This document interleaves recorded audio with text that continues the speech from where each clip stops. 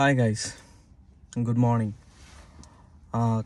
কালকে আমার প্রথম ভিডিওতে আমি বলেছিলাম যে আমি আবার প্রথম থেকে একদম স্টেপ বাই স্টেপ কীভাবে অস্ট্রেলিয়াতে স্টুডেন্ট ভিসাতে আসা যায় সে ব্যাপারে কথা বলবো। আমার এর আগে একটা চ্যানেল ছিল, সেখানে আমি অস্ট্রেলিয়াতে আসার পরে প্রথমই কিছু ভিডিওস আপলোড করেছিলাম, যেখানে আমার অভিজ্ঞতা আর কি প্রসেসিং আমি করেছি তার ভিত্তিতে আমি কিছু ভিডিও আপলোড করেছিলাম। কিন্তু এখন আমার মনে হয় 3 বছরে আমার যে অভিজ্ঞতা হয়েছে সেটা আগের সেই ভিডিও থেকে অনেক বেশি ইফেক্টিভ হবে। তাই ওয়ান্স অ্যাগেন আবার নতুন করে স্টার্ট করি। কিভাবে হচ্ছে আমরা অস্ট্রেলিয়াতে স্টুডেন্ট ভিসাতে আসতে পারবো, কি প্রসেসিং ফলো করতে হবে, একদম লাইন বাই লাইন খুবই শর্ট করে আমি এক ভিডিওর মাধ্যমে পুরো প্রসেসিং বলে শেষ করে দেব। সো ফার্স্ট প্রসেসিং হচ্ছে পাসপোর্টের অ্যাপ্লিকেশন করা। যখন আমি অস্ট্রেলিয়া আসার চিন্তা ভাবনা করি তখন আমার ক্ষেত্রে এটাই ছিল প্রথম স্টেপ, বা সবার ক্ষেত্রে এটাই হবে প্রথম স্টেপ।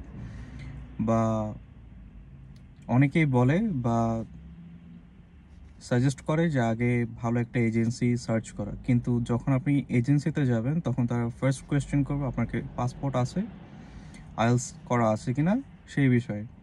তো ফার্স্ট আমার রিকমেন্ডেশন হবে পাসপোর্ট করা। পাসপোর্ট আপনি অনলাইনে অ্যাপ্লিকেশন করে, এখন তো দালালের কোনো প্রবলেম নেই, আপনি অনলাইনে অ্যাপ্লিকেশন করে খুব সহজে হচ্ছে পাসপোর্ট পেয়ে যাবেন। পাসপোর্টের অনলাইন অ্যাপ্লিকেশনের যে ওয়েবসাইটটা তার লিঙ্ক আমি আমার ডেসক্রিপশনে দিয়ে দিব। এছাড়াও আরও যা লিঙ্ক প্রয়োজন সব কিছুই আমি আমার ডেসক্রিপশনে প্রোভাইড করে দিব। সো ফার্স্ট আপনি পাসপোর্ট করলেন, তারপরেই আপনার নেক্সট স্টেপ হবে একটা ভালো এজেন্সি সার্চ করা। আপনি একটা দুটো এজেন্সিতে গেলে হবে না, আপনি যে এলাকায় থাকেন বা যে শহরে থাকেন ট্রাই করবেন ওই শহরের সবগুলো এজেন্সি আপনি সার্চ করে তারপরে নিজে চিন্তা করার যে কোনটা লেজিটিমেট, বা ওদের রিভিউসগুলো জানার ট্রাই করবেন। ওরা যে স্টুডেন্টদের ফাইল প্রসেসিং করেছে সম্ভব হলে তা ওইখানকার 2-1 স্টুডেন্টের সাথে কথা বলে দেখবেন, যাদেরকে আপনার লেজিটিমেট মনে হবে তাদের সাথে আপনি আপনার ফাইল প্রসেসিং স্টার্ট করবেন। অবশ্যই সব এজেন্সি সেম, কিছু ক্ষেত্রে সবাই হচ্ছে প্রথমে আপনাকে অনেক আগ্রহ দেখাবে, তারপর আপনি যখন তাদের সাথে আপনার প্রসেসিং স্টার্ট করবেন তখন তারা খামখেয়ালি শুরু করবে, আপনাকে টাইম দিবে না, আপনাকে ঘোরাবে। এটা সবগুলো এজেন্সির ক্ষেত্রেই সেম, 100-100। সো আপনার যদি মেন্টালি এরকম প্রেশার আর প্যারা নেওয়ার মতো সক্ষমতা থাকে তাহলে আপনি হচ্ছে এজেন্সি দিয়ে কাজ করাবেন, কারণ ওরা খুবই ওদের অ্যাটিটিউড অনেক বেশি। যখন আপনি প্রথম যাবেন ফার্স্ট সেশনে এরকম বিহেভ করবে যে আপনার ছাড়া ওদের চলবে না বিজনেস, বাট সেকেন্ড সেশন থেকে ওদের আসল রূপ আপনারা দেখতে পাবেন খুব ইজিলি। আমি যে এজেন্সিতে করিয়েছিলাম তারাও অনেক ভালো ছিল, কিন্তু ভিসার ক্ষেত্রে তারা আমাকে 1 মাস ওয়েট করায় জাস্ট ভিসার অ্যাপ্লিকেশনটা করানোর জন্য, and I was very irritated. তো এজেন্সি সার্চ করার মধ্যে in the meantime you should take preparation for the IELTS, because IELTS ছাড়া আপনি কোথাও কোনো ইউনিভার্সিটি কোনো কলেজ কোথাও আপনি সিলেক্টেড হবেন না, আপনি অ্যাপ্লিকেশনই করতে পারবেন না। সো অ্যাটলিস্ট যাদের ইংলিশ ভালো তারা অ্যাটলিস্ট 1 মাস প্র্যাকটিস করে আইএলস দেওয়ার ট্রাই করবেন। যাদের ইংলিশ অতটা ভালো না তারা 2-3 মাস কোচিং করে, যেখানে আইএলস আছে, আইডিবি আছে, ব্রিটিশ কাউন্সিলের আইএলসটা আর ওদের যে কোচিংগুলা ক্লাসেসগুলো ওইগুলা আমার কাছে বেস্ট মনে হয়েছে। But you can also go with 10-minute school. I just did a short crash course in 10-minute school and it was very effective. ওইটার পরে আপনি এজেন্সি ফাইনালাইজ করলেন, আপনার পাসপোর্ট হয়ে গেছে, আপনি তার পরবর্তী স্টেপ হলো আইএলস করা, and in the meantime you should also process your documents and everything. Like আপনার যদি নামের বানানে ভুল থাকে, যেটা আমাদের বাংলাদেশিদের ক্ষেত্রে এটা একটা চিরায়ত সত্য, বাবার নাম, মায়ের নাম, নিজের নাম ভুল থাকবে কিছু না কিছু ক্ষেত্রে। হইলে বানান ভুল থাকবে, না হলে নামই ভুল থাকবে। এক জায়গায় বেগম দেওয়া থাকবে মায়ের নাম, আর এক জায়গায় আক্তার দেওয়া থাকবে, বাবার নামে মুহাম্মদ থাকবে, আপনার সার্টিফিকেটে দেখা যাবে মুহাম্মদ উঠে নাই, এরকম অনেক ঝামেলা। তো সেটার ক্ষেত্রে যদি আপনার একটা ডকুমেন্টে প্রবলেম থাকে আর আপনার কাছে অনেক টাইম, যেমন আপনি 6 মাস বা 1 বছর পরে, আপনি 1 বছর পরে সেমিস্টারটা আপনি ধরবেন, সেক্ষেত্রে আপনি চাইলে আপনার সার্টিফিকেটটা চেঞ্জ করে নিতে পারেন।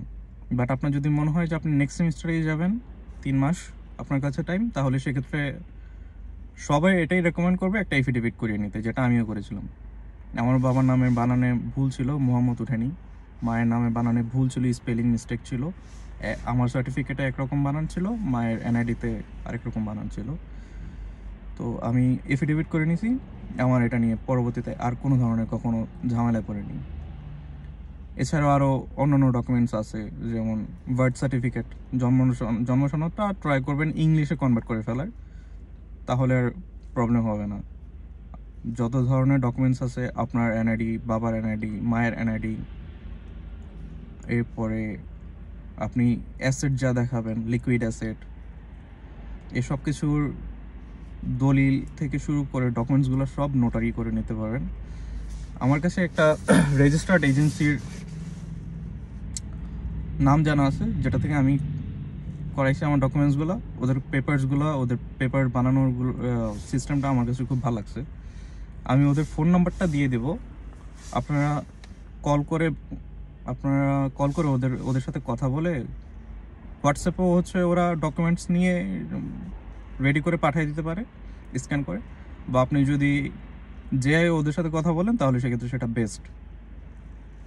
তো আপনার ডকুমেন্টগুলো আপনি সব রেডি করলেন, আপনার পাসপোর্ট হয়ে গেছে, আপনার এজেন্সি ফাইনালাইজড হয়ে গেছে, আপনি আইএলটিএসটা দিয়ে দেন। অস্ট্রেলিয়াতে আপনার ম্যাক্সিমাম ইউনিভার্সিটিতে যদি আপনি ব্যাচেলারে আসেন তাহলে 6.5 ইজ দ্য মিনিমাম। ওভারঅল 6.5 থাকতে হবে, no less than 6 for bachelor. মাস্টার্সের ব্যাপারে আমি অতটা এখনো শিওর না, but it should be like 7. It should be 7 or something like that, because 6.5 is minimum for bachelor. Yeah. তো আইএলটিএস এর রেজাল্ট চলে আসার পরে আপনি আপনার পাসপোর্ট আর যে ডকুমেন্টসগুলো আছে আর আইএলটিএস এর রেজাল্ট, তা দিয়ে আপনি আপনার অফার লেটার, ইউনিভার্সিটি চুজ করে অফার লেটার আনাই ফেলতে পারেন। আমার ক্ষেত্রে কি হয়েছিল, আমি কন্ডিশনাল অফার লেটার আনাইছিলাম, কারণ আমার আইএলটিএস তখন করা ছিল না। আমি পাসপোর্ট দিয়ে কন্ডিশনাল অফার লেটার আনাই। কন্ডিশনাল অফার লেটারে তাদের একটা কন্ডিশন থাকে যে আইএলটিএস এর স্কোরটা ম্যাচ করতে হবে, বা মিনিমাম ওই স্কোরটা থাকতে হবে, তাহলে ওরা আমাকে আনকন্ডিশনাল অফার লেটার দিয়ে দেবে বা সিওই দেবে। তো আপনারাও চাইলে ওইটা করতে পারেন, বাট এখন I guess that don't do it anymore. ওরা কন্ডিশনাল অফার লেটার এখনো দেয় নাকি আমার ঠিক শিওর না, বাট ইয়া, আপনি যদি সব কিছু প্রসেসিং করার আগে যদি আপনার আইএলটিএসটা করা থাকে, তাহলে সেক্ষেত্রে প্রসেসিংগুলো খুব ইজি হয়, আপনার কোনো কিছুর জন্য ওয়েট করতে হয় না, you can just go on a flow. তারপরে আপনি কন্ডিশনাল অফার লেটার আনলেন, বা আপনি আইএলটিএস দেওয়ার পরে একবারে কনফার্মেশন অফ সিওই আনতে পারেন, কিন্তু তার মাঝে আপনাকে কলেজের ফিটা পে করতে হবে যখন আপনি আনকন্ডিশনাল অফার লেটার পাবেন।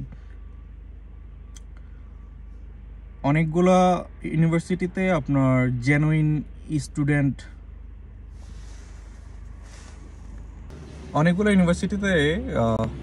ওরা যাচাই করে যে আপনি আসলেই কি জেনুইন স্টুডেন্ট কিনা।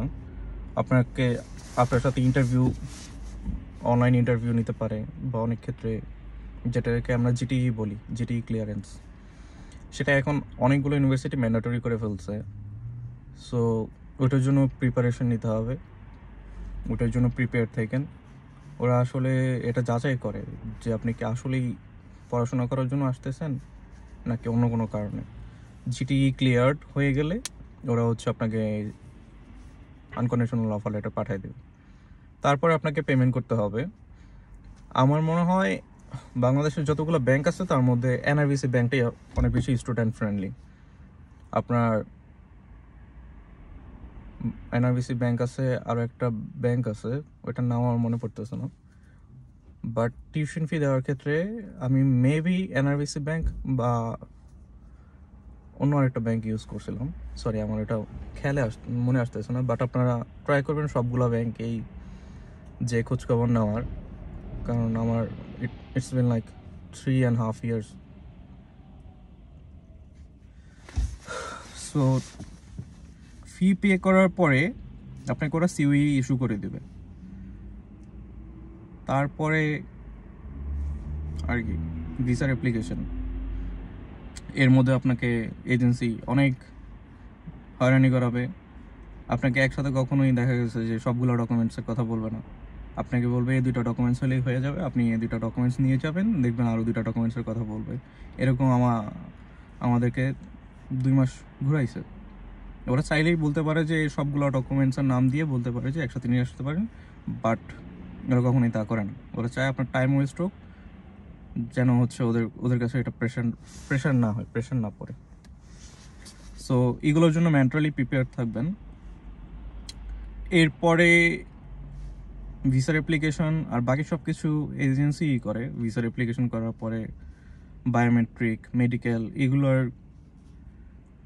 এগুলোর জন্য রিকমেন্ডেশন আসে, আপনাকে এগুলো সাবমিট করতে হবে। বায়োমেট্রিকের জন্য ভিএফএস গ্লোবাল, আর মেডিকেলের জন্য কিছু কিছু মেডিকেল সেন্টার আছে, ঢাকাতেও আছে, সিলেটেও আছে, আর কয়েকটা জায়গায় আছে। আপনার যে জায়গার ক্লোজার সেসব জায়গা থেকে ট্রাই করে খুঁজে নেবেন যে আপনার থেকে সব থেকে কাছের কোন কোন মেডিকেল সেন্টারটা আছে। এরপরে আর ওরকম কোনো কিছুই নাই। এরপরে যদি আপনার ভিসা হয়ে যায় তাহলে just you can fly.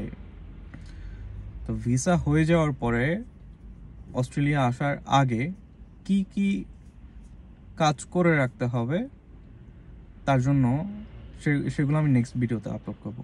Next পরবর্তী ভিডিওটা হবে অস্ট্রেলিয়ার ভিসা পাওয়ার পরে অস্ট্রেলিয়াতে ফ্লাই করার আগ পর্যন্ত আপনাকে কি কি করতে হবে, যা করলে অস্ট্রেলিয়াতে আসার পরে আপনি হচ্ছে অনেকগুলো প্যারা খাবেন না, অনেকগুলো প্যারা থেকে আপনি বেঁচে যাবেন।